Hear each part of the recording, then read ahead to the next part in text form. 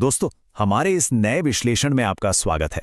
आज हम व्यापार जगत के एक ऐसे बदलाव पर बात करने वाले हैं जो सच में कमाल का है। मतलब सोचिए, जिस कंपनी को हम दशकों से ईंट, सीमेंट और बड़ी बड़ी इमारतों के लिए जानते हैं, वो अब सीधे इंटरनेट का भविष्य बनाने जा रही है। जी हाँ, हम बात कर रहे हैं अनंत राज लिमिटेड की। ये रियल एस्टेट से टेक की दुनिया का सफर आखिर कैसे शुरू हुआ, चलिए जानते हैं। ठीक है, तो चलिए सीधे मुद्दे पे आते हैं। एक कंपनी जिसका कोर बिजनेस जमीन खरीदना और प्रॉपर्टी बनाना है, वो अचानक डेटा और सर्वर की इस हाईटेक दुनिया में कैसे और क्यों आ गई? देखिए, ये कोई छोटा मोटा नया प्रोजेक्ट नहीं है, बल्कि पूरी की पूरी स्ट्रैटेजी में एक बहुत बड़ा गेम चेंजिंग बदलाव है। आज की इस चर्चा में हम बिल्कुल गहराई से समझेंगे कि इस रणनीतिक शिफ्ट के पीछे की असली वित्तीय ताकत क्या है और इसके क्या मायने हैं। तो आज के हमारे इस विश्लेषण का रोड मैप कुछ ऐसा रहेगा। पहला, शानदार FY26 फाइनेंशियल टर्नअराउंड। दूसरा, डेटा सेंटर स्पिन ऑफ। तीसरा, बड़े पैमाने पर विस्तार योजना। चौथा, भारत का डिजिटल इंफ्रास्ट्रक्चर बूम। और आखिर में वैल्यूएशन और एग्जीक्यूशन रिस्क। शुरुआत करते हैं हमारे पहले भाग से, शानदार FY26 फाइनेंशियल टर्नअराउंड, यानी एक मजबूत बैलेंस शीट का निर्माण। इस भविष्य को समझने के लिए हमें पहले आज की वित्तीय स्थिति को देखना होगा। अब जरा मुनाफे की इन बड़ी छलांगों पर नजर डालिए। इसी ने बाजार का सबसे ज्यादा ध्यान अपनी तरफ खींचा है। FY25 में कंपनी का नेट प्रॉफिट लगभग 425 करोड़ रुपए था, जो FY26 में 30% से भी ज्यादा उछलकर सीधे 554 करोड़ रुपए के पार पहुंच गया। और सिर्फ मुनाफा ही नहीं, इनका EBITDA मार्जिन भी बढ़कर शानदार 28% तक आ गया है। साफ है कि कंपनी का मेन बिजनेस इस वक्त बेहतरीन परफॉर्म कर रहा है। और अब आते हैं सबसे ज्यादा चौंकाने वाले आंकड़े पर, जो है शून्य। जी हाँ, जीरो। सोचिए, FY21 में जिस कंपनी के सिर पर 1626 करोड़ रुपए का भारी भरकम कर्ज था, उसने FY26 आते आते अपना नेट डेट पूरी तरह से जीरो कर दिया। किसी भी रियल एस्टेट कंपनी के लिए पूरी तरह से कर्ज मुक्त होना कोई छोटी मोटी बात नहीं है। दरअसल इसी फाइनेंशियल फ्रीडम ने उन्हें आगे के ये साहसिक फैसले लेने का कॉन्फिडेंस दिया है। चलिए आगे बढ़ते हैं भाग 2 की तरफ, the data centre spin off, segment value को अनलॉक करना। तो यहां सबसे महत्वपूर्ण बात यह है कि कंपनी का मैनेजमेंट खुद यह मान चुका है कि भाई रियल एस्टेट और डेटा सेंटर दोनों की जरूरतें बिल्कुल अलग हैं। उनके इस बयान से स्पष्ट है कि दोनों बिजनेस को एक ही छत के नीचे रखने से उनकी जो असली वैल्यू है वो सामने नहीं आ पा रही है। और बिल्कुल इसी वजह से डीमर्जर यानी दोनों कंपनियों को अलग करने की संभावना तलाशने के लिए एक खास कमेटी बनाई गई है। अगर आप इन दोनों मॉडल्स को आमने सामने रखकर देखें तो आपको समझ आएगा कि ये अलगाव आखिर क्यों लॉजिकल है। एक तरफ आपका रियल एस्टेट है, जो पारंपरिक है, प्रॉपर्टी पर टिका है और मार्केट साइकिल के हिसाब से चलता है, राइट? और दूसरी तरफ है आपका डेटा सेंटर बिजनेस। इसमें बहुत ज्यादा पैसा लगता है, एकदम खास टेक विशेषज्ञता चाहिए और ये एक हाइपर ग्रोथ वाला सेक्टर है। दोनों के लिए पैसा जुटाने का तरीका और इन्वेस्टर्स का नजरिया बिल्कुल अलग होता है। अब तीसरे हिस्से पर आते हैं, एक विशाल विस्तार योजना, महत्वाकांक्षा को बढ़ाना।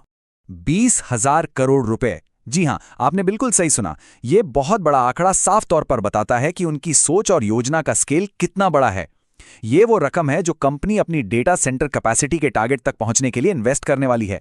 हाल ही में जो उन्होंने QIP के जरिए 1100 करोड़ रुपए जुटाए हैं ना, वो तो बस इस विशाल योजना की एक छोटी सी शुरुआत है। अब जरा क्षमता बढ़ाने के इस टाइमलाइन को देखिए। फिलहाल कंपनी के पास सिर्फ 6 मेगावाट की कैपेसिटी है, लेकिन उनका टारगेट देखिए, FY27 तक इसे 63 मेगावाट और FY32 तक एक विशाल 357 मेगावाट के IT लोड तक ले जाने का प्लान है। ये एक बहुत ही अग्रेसिव जंप है। इसे अचीव करने के लिए उन्हें बहुत तेज स्पीड से काम करना होगा। और मजे की बात यह है कि ये क्षमता सिर्फ कागजों पर नहीं है। मानेसर और पंचकुला में वो अपनी कैपेसिटी को 28 मेगावाट तक ऑपरेशनल कर रहे हैं। इसके बाद बारी है हरियाणा के राई की। साथ ही उन्होंने आंध्र प्रदेश में भी 50 मेगावाट के लिए एक नया समझौता साइन किया है। और एक बात, इलेक्ट्रॉनिक्स और IT मंत्रालय यानी MITIA ने उन्हें सॉवरेन क्लाउड सर्विस प्रोवाइडर का दर्जा भी दे दिया है, जो एक बहुत बड़ा कदम है। अब आते हैं भाग 4 पर, भारत का डिजिटल इंफ्रास्ट्रक्चर बूम, एक मैक्रो टेलविंड। आखिर इसी समय इस मार्केट में क्यों उतरना है? और यह आंकड़ा बहुत ही शानदार ढंग से दिखाता है कि यह बाजार असल में कितनी तेजी से भाग रहा है। 2026 में जो भारत का डेटा सेंटर मार्केट लगभग $10.8 बिलियन का है, वही 2035 तक बढ़कर $36.6 बिलियन तक पहुंचने की उम्मीद है। ये एक ऐसा जबरदस्त मौका है जिससे कोई भी दूरदर्शी कंपनी अपने हाथ से जाने नहीं देना चाहेगी। अब सवाल यह है कि इतनी जबरदस्त मांग आ कहां से रही है? देखिए, भारत में डिजिटलाइजेशन बहुत तेजी से बढ़ रहा है।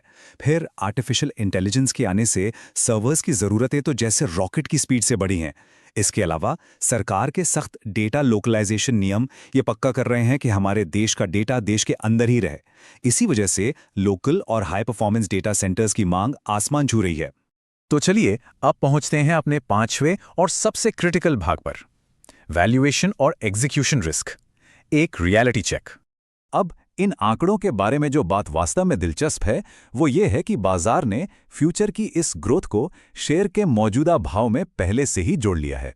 32 से 45 गुना का पीई रेशियो और 4.11 का पीबी रेशियो ये साफ साफ एक हाई प्रीमियम वैल्यूएशन की तरफ इशारा कर रहे हैं। दूसरी तरफ लगभग 11.20% का आरओई सोचने पर मजबूर करता है कि इस महंगे वैल्यूएशन को सही साबित करने के लिए कंपनी को सच में कुछ बहुत ही एक्स्ट्रा ऑर्डिनरी करके दिखाना होगा। इसके साथ ही एक और बहुत बड़ी चुनौती है और वो है एग्जीक्यूशन। देखिए, एक बड़ी बिल्डिंग खड़ी करना अलग बात है, लेकिन एक हाइपर स्केल डेटा सेंटर चलाना जहां 1 सेकंड के लिए भी ना तो बिजली कट सकती है और ना ही नेटवर्क, ये बिल्कुल अलग लेवल की एक्सपर्टीज मांगता है। रियल एस्टेट का तजुर्बा होने का मतलब ये बिल्कुल नहीं है कि टेक इंफ्रास्ट्रक्चर भी अपने आप संभल जाएगा। और इन सब के ऊपर है गला काट प्रतिस्पर्धा। जरा बाजार के इन दिग्गजों की लिस्ट देखिए। गूगल और माइक्रोसॉफ्ट जैसी ग्लोबल कंपनियों के पास तो जैसे पैसों का समंदर है। वहीं रिलायंस, अडानी और एयरटेल जैसे घरेलू महारथियों के पास भी विशाल इंफ्रास्ट्रक्चर है। इन बड़े बड़े खिलाड़ियों के बीच अपनी जगह बनाना और प्रॉफिट मार्जिन को बचाए रखना, ये सच में एक बहुत बड़ा इम्तिहान होने वाला है। तो अगर हम इस पूरे विश्लेषण को एक साथ समेटें तो तस्वीर एकदम साफ नजर आती है। एक तरफ हमारे पास मजबूत फाइनेंशियल फंडामेंटल्स, जीरो डेट और भारत की डिजिटल मार्केट का एक बहुत बड़ा अवसर है, लेकिन दूसरी तरफ भारी भरकम इन्वेस्टमेंट की जरूरत, पहले से ही प्रीमियम पर चल रहा वैल्यूएशन और टेक दिग्गजों के साथ सीधी टक्कर जैसे रिस्क भी साफ दिखाई दे रहे हैं। और इसी के साथ हम एक बहुत ही अहम सवाल पर आकर रुकते हैं। क्या एक पारंपरिक real estate company data centre की इस तेज रफ्तार दौड़ में ग्लोबल टेक दिग्गजों को सच में टक्कर दे पाएगी?